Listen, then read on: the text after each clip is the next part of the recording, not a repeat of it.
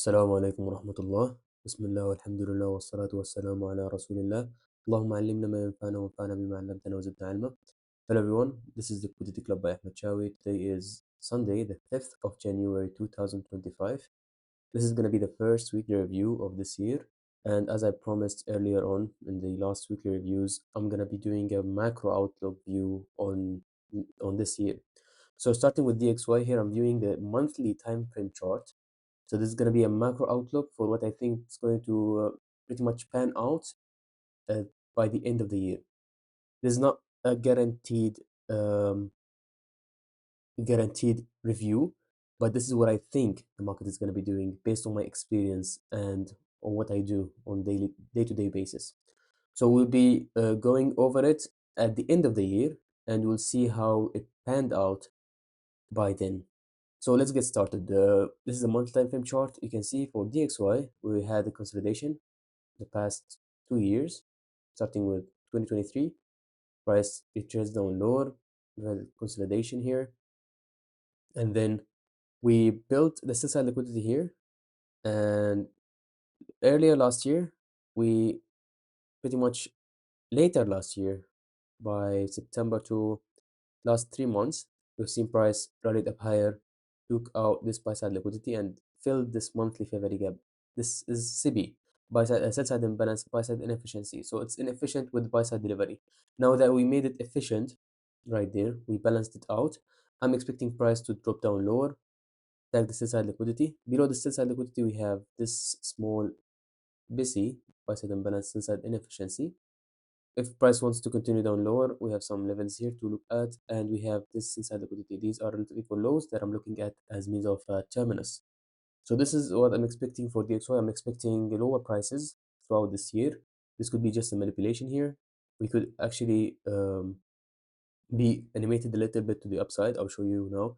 Going to the weekly time frame chart, you can see how price took out the buy side liquidity here. This buy side liquidity, this buy side liquidity, and also this buy side liquidity right there. Fill this monthly. This is a monthly fair value gap. On the weekly time frame chart, we have a weekly fair value gap, weekly CB. So price might fill it, might run up higher above that monthly fair value gap just to fill this weekly fair value gap.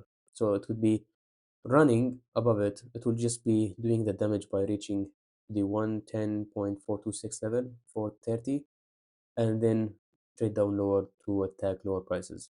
So this is what I'm thinking here. We have a weekly fair value gap here. Price might retrace to after if it wants to run up higher first, then we expect price to reach to that fair value gap. Or if it did trade to the fair value gap first and it closed below it, then I don't think it's going to be running up higher to that level again. But if it just touches this fair value gap and start running up higher, we'll be expecting this price level to be reached for before actually it reversing to attack lower prices right there. So this is what I'm thinking for DXY. Let's go to the daily time frame chart. The same thing, we've taken the buy side liquidity here, as you can see. We have a small fair value gap here. Price might retrace to. This is a very low hanging fruit objective that you could be looking at or aiming at. So that's gonna be pretty much it for DXY. Going to Euro USD, also known as the fiber. Here I'm viewing the monthly time frame chart. As I promised, I'm gonna be doing macro outlook on DXY, Euro USD, and Pound USD. For the indices, I'm not going to be doing a macro outlook. I'm going to be updating them on weekly basis. So for Euro USD, as you can see, price, the same thing here. We have consolidation here from 2023. Price traded down lower, took out the sell side liquidity right there, reached to this monthly fair value gap right there, filled some of it here. DXY did fill all of it, but Euro USD didn't fill it completely. So from here, we're expecting price to trade up higher towards this fair value gap, and above it we have this buy side liquidity and this buy side liquidity relative equal highs here. So going to the weekly time frame chart, price just touched the sell side liquidity right there and retraced. Now if price wants to continue down lower below the monthly fair value gap, we have this weekly fair value gap, which is from this candle's high to this candle's low. So this would be the weekly fair value gap. Price might reach towards it just to make it efficient before running up higher towards the buy side liquidity. Going to the daily time frame chart, we have a small fair value gap here. As I mentioned, this is a low hanging fruit objective that you could be looking at if you want to trade it.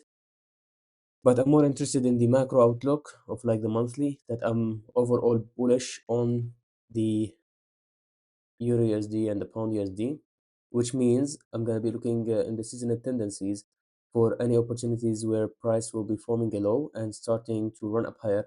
I'll be uh, I'll be a buyer in these kind of period of times where the seasonal tendencies are indicating higher prices based on the seasonal tendency itself. So that's going to be pretty much it for Euro USD. Going to Pound USD, here I'm viewing the monthly time frame chart. Now for Pound USD, here's what it is interesting, because Pound USD didn't take any of the sell side liquidity. It's still protecting the lows, as you can see. The lows are being protected, and we didn't reach the favor gap here. The monthly favor gap, it's way beyond it. Like, it's very far from this favor gap, which means Pound USD is refusing to reach for lower prices, which means if we started the buy program here, Pound USD is going to be rushing to the upside more than Euro USD. So if you want to be a buyer, and if you're pretty much indecisive between Euro USD and Pound USD, you're better off trading Pound USD, because it's refusing to take sell side liquidity. I know that it's building sell side liquidity here, and I know that I can be wrong, and price can just trade down lower and take all of this sell side liquidity and reach to that monthly fabric gap. I know that I can be wrong, but based on my experience, I'm looking for higher prices. I could be wrong, and I will live to it. I'll live that I'm wrong with my decisions, but at least I have a decision to go with.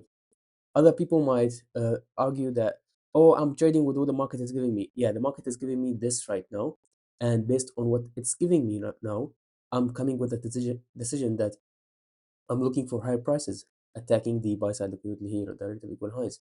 As you can see, price here from the low took out the sell side liquidity, so there's pretty much nothing down there. Price has already swept the sell side liquidity right there.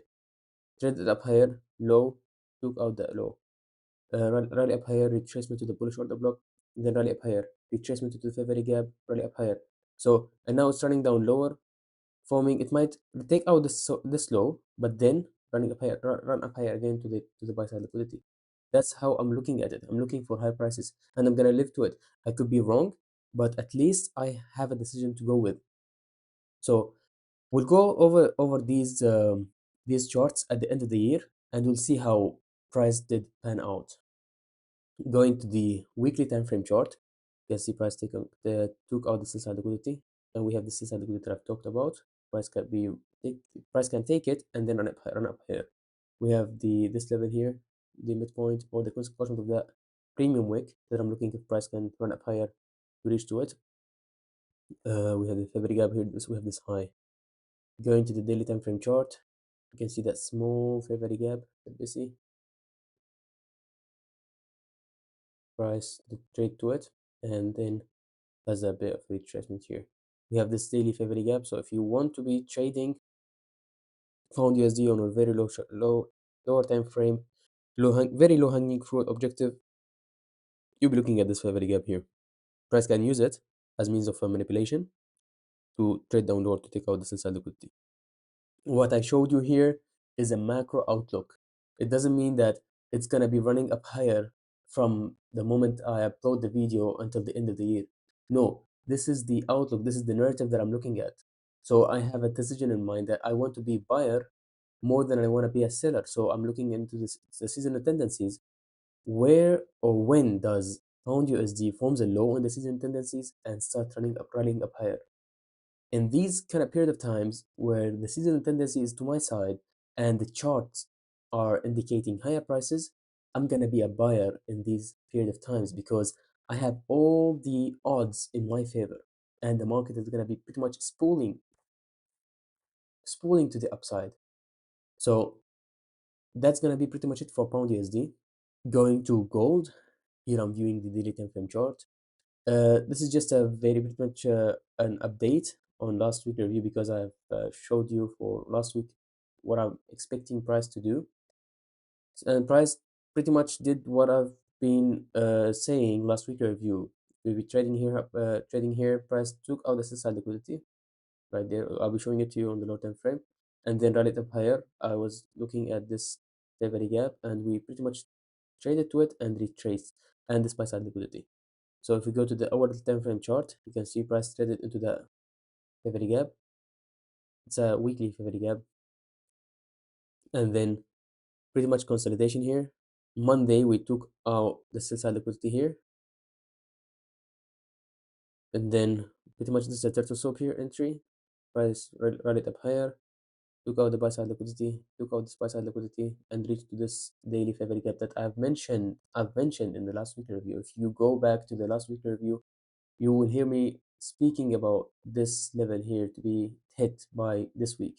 And we pretty much seen price attack it right there. Once it price traded to it right there, it started trading down lower as if I'm controlling the market by myself.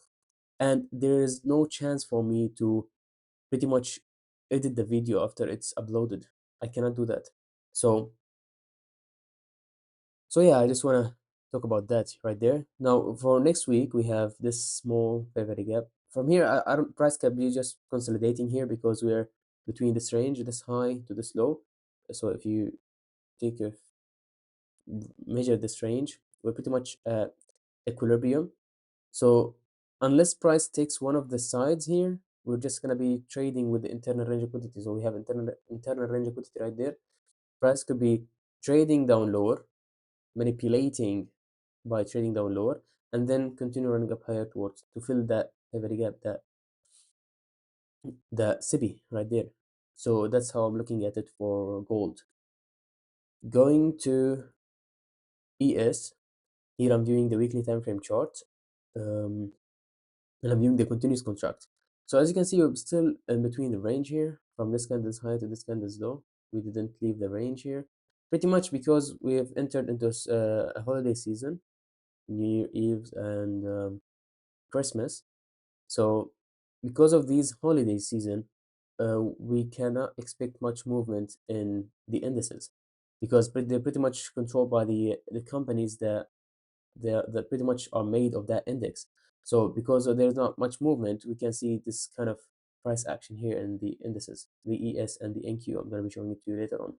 But we're still in this range here. I'm looking if price wants to break one of the ranges here. I'll probably want price to trade up higher, take out the buy side liquidity here first, and then run down lower and start the sell program.